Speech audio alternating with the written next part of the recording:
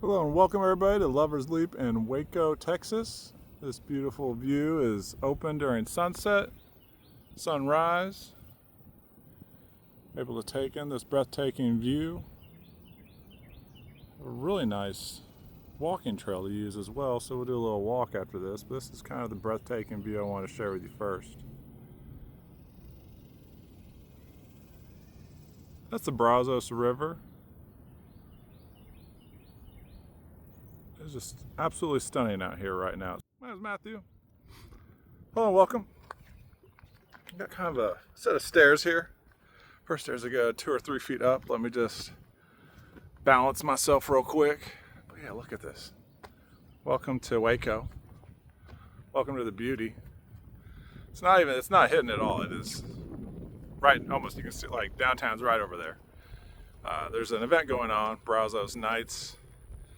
And I may go check that out. They have some free music tonight in downtown Waco. So, maybe get a chance to go check that out. I'm going to need a haircut soon. So, get ready for that. This long hair is getting chopped.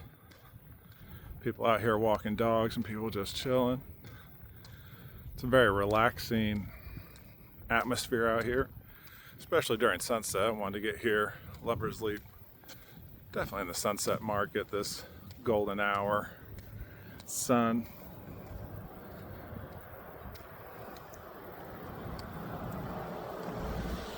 Summer solstice is going on, so I wanted to get a bit of the summer, the sun, and the summertime atmosphere.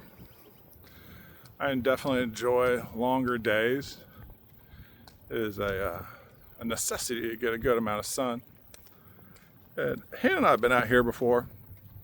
They call it a double black diamond. It's a trail that if I were to take a right now, I could go in a very, I'd say, intense trail. They call it double black diamond. We'll take a look at it here in a second, the trail. And for all of you that enjoy hiking, check out this double black diamond. Let me real quick switch the view and show you this double black diamond. So we are at Cameron Park. Kind of see all the different things going on here. Lover's Leap. See all the different things to do.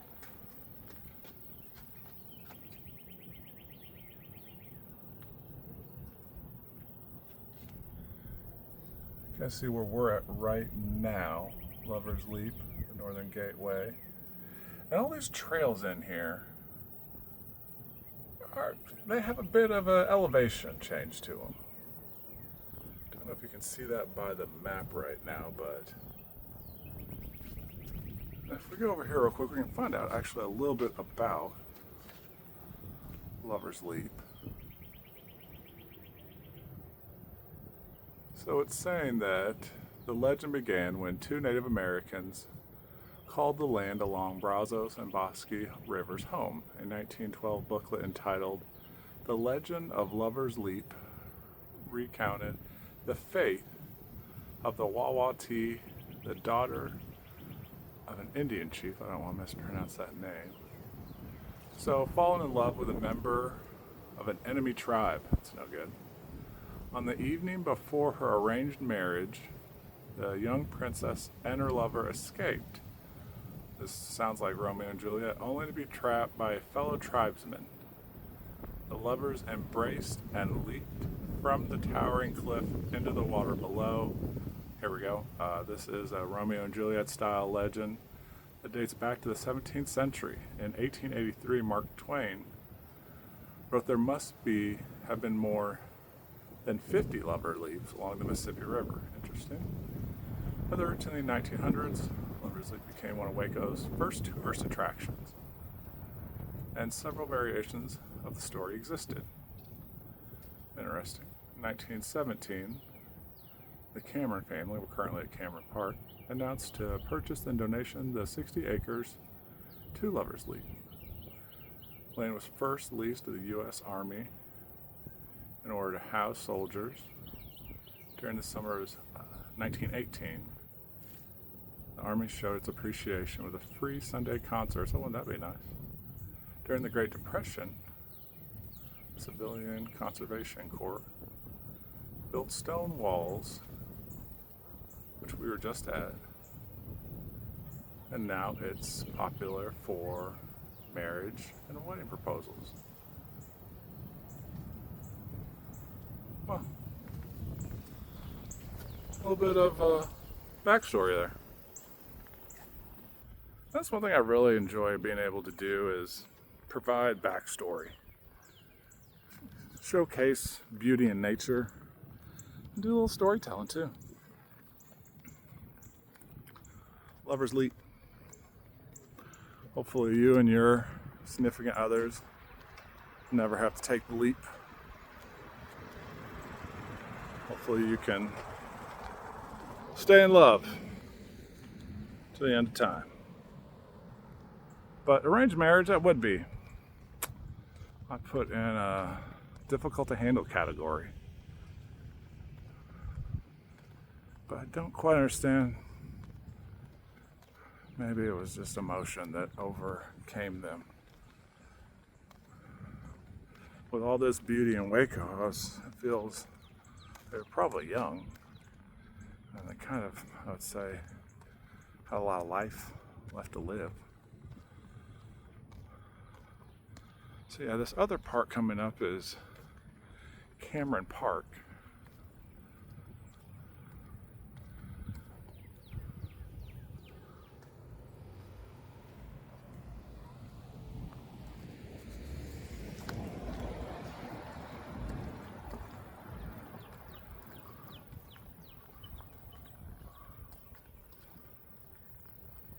I have a bit of a trail here I can use. I'll show you real quick.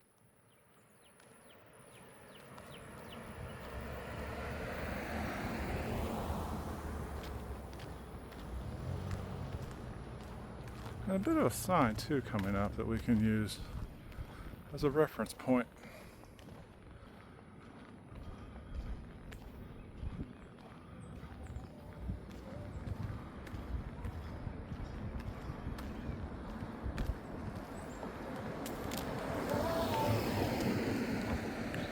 So we're gonna get our steps in today.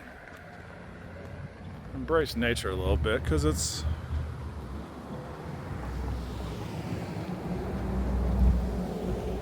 beautiful out here.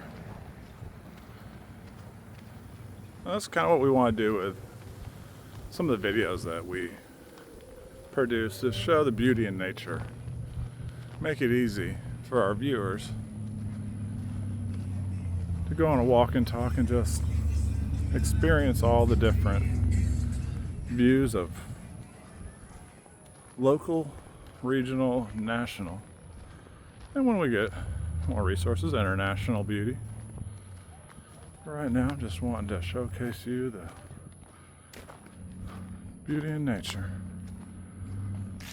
Take this round.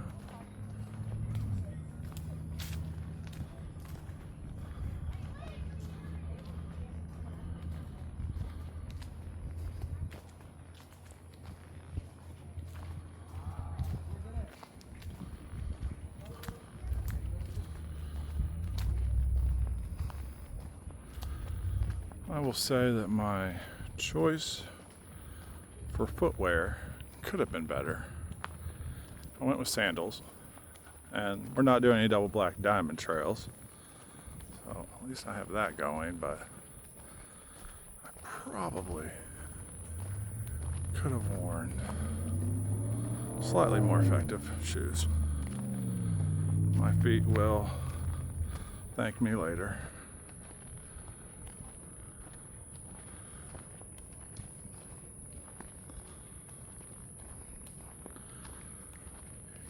Hear a bit of the, I believe that's locust in the background.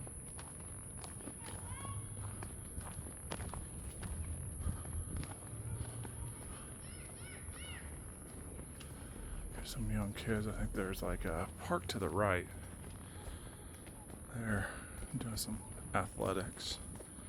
Maybe playing baseball of some sort.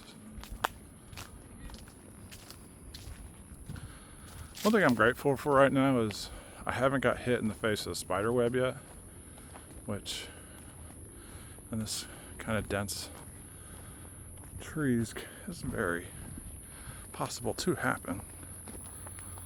So I'm grateful that hasn't happened yet, but at the same time, or that probably could.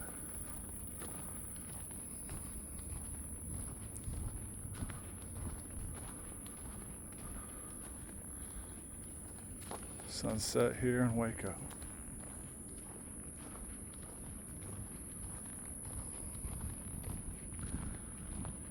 Thank you for joining me on this walking tour.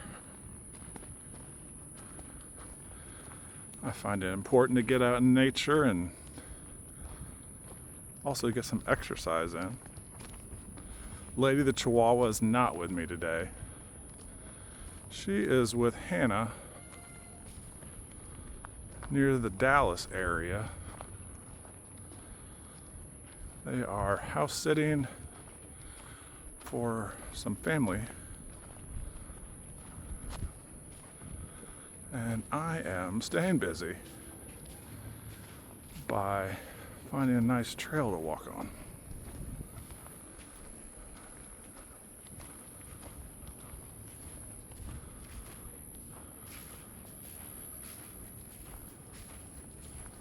It's about 91 degrees right now, so it's a little steamy. It's a little hot. I'm okay though.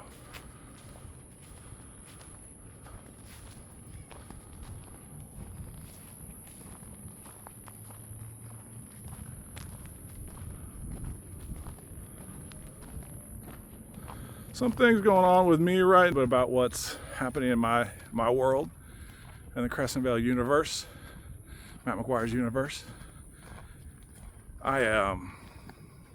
We had Juneteenth recently. We had a lot going on at work. We've onboarded 2 new people. I think the last time we did a walk-in talk was near the river, Brazos River, and we were talking about onboarding people. We've onboarded them now. And one of them was a former Air Force. He's doing a program that's called Skill Bridge. And Skill Bridge essentially helps those that have been in the military get kind of like internship, get their foot between the work they've done in the military and civilian life. So Texas A&M and myself, both my parents were in the military, and one of my grandfather went to A&M, so helping anyone in the military, no matter what branch, helping them kind of get a foot in the door has been very fulfilling. He is extremely fun guy, and I'm lucky to have him. So that's been one of the things we've accomplished recently. Oh, now this is a little bit more double black diamond. Let me show you real quick. So this is a little bit more intense of some trail here. So I'm gonna go a little slower. My feet are going to be a little more upset.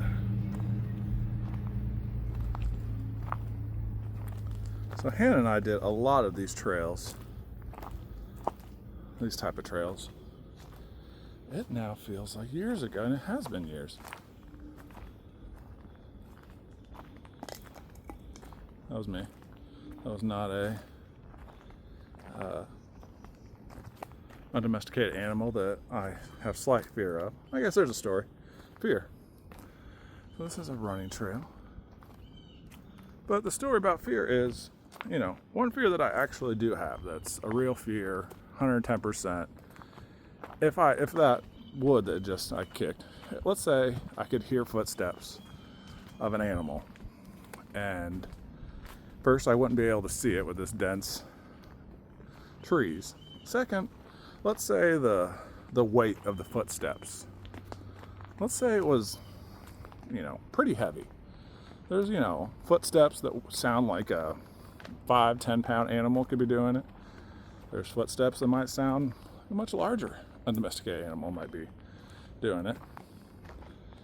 And what I'm saying is, I'm generally got some fear in me. And there's also, if you recently watched the video on Extracted that I have up recently, I'm possibly going to be on a show that would test my fear as far as these large undomesticated animals.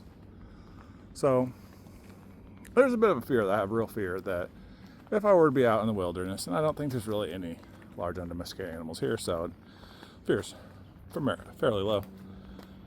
Let's say though I was out in the Appalachian Mountains in North Carolina, West Virginia, where they have larger bears, larger species of undomesticated animals, I would be. My sensors would be up and I would have to take certain precautions. So that's a genuine fear. And I think that most humans would probably agree or find that fear to be reasonable.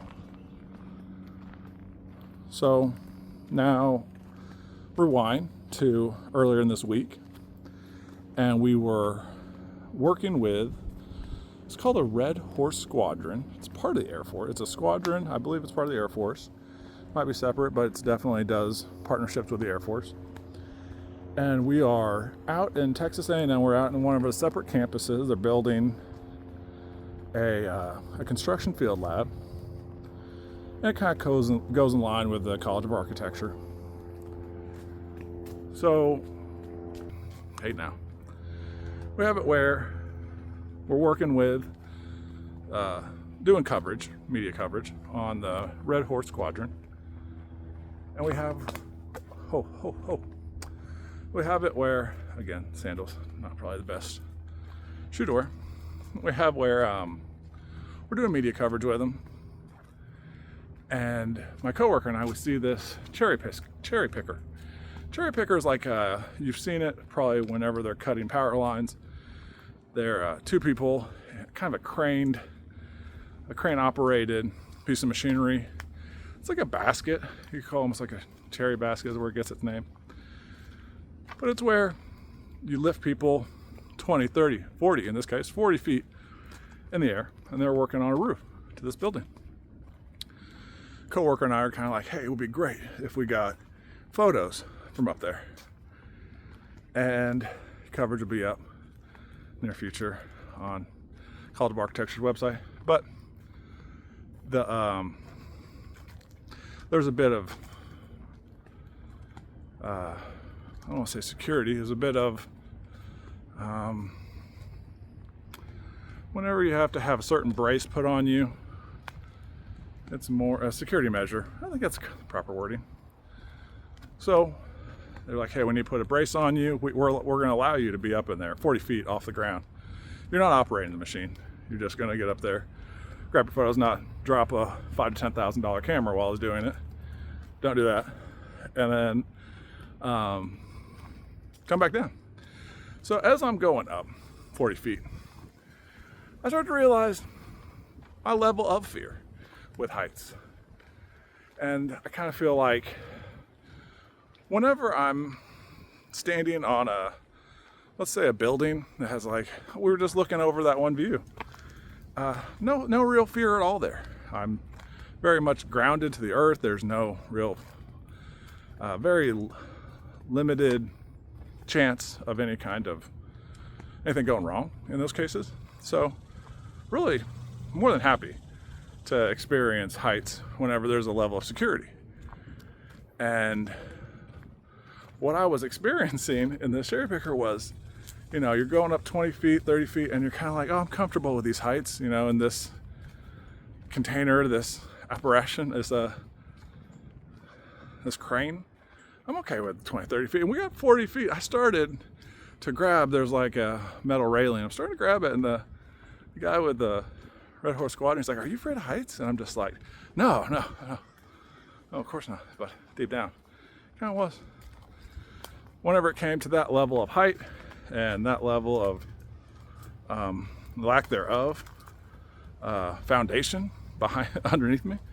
So it was a bit unnerving, but I think it's good to face your fears.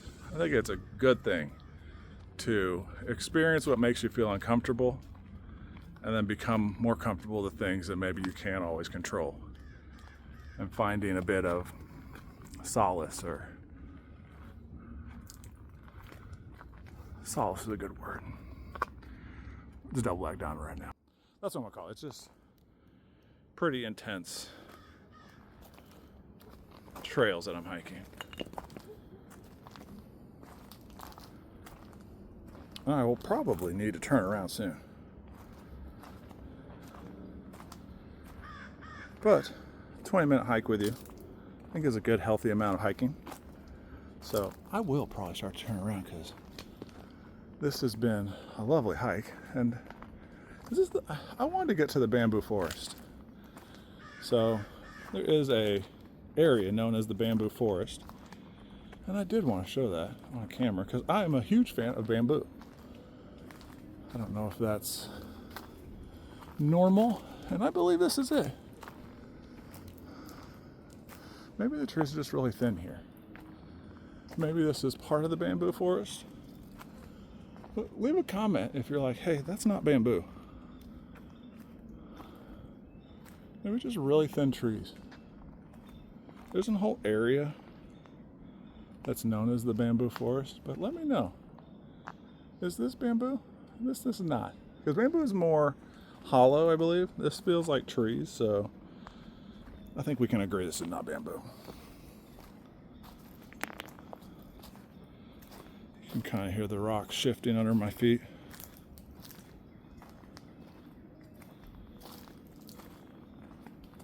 Well, yeah, thank you for joining me on this walk today in nature, hearing the birds chirping at sunset. And hopefully you've enjoyed it. I thoroughly enjoyed it. So yeah, the cherry picker story kind of came back down to earth. Everything is fine. They're finishing up the building. There's going to be a ribbon cutting, I believe, on Monday. And Texas A&M will continue to build and operate. It is a fantastic organization to be working with. I'm deeply grateful. So yeah, I did get photos of up in the cherry picker. We did a round of photography. And like I was saying, I was a little bit afraid of being up there. There was another local news. Her name was Nicole. I forget the news station she was with. She was doing video, kind of like local TV news. Nicole gets up in the cherry picker. She's like got a $10,000 to $20,000 camera, mainly for video recording. She just puts it up over her shoulder. She's ready to go. I was a little more reluctant with just a $5,000 to $10,000 camera, but she was a trooper. Here we go. So this is a bit of the elevation change I was talking about. Double black down. I ended up on one of these more difficult terrains, but been able to share some quality time with you, a good story. That's really the goal of these. So I'm gonna turn around now. Thank you for watching. Continue to watch. I'm a sweaty mess. Thank you for joining me, and I will check back with you soon.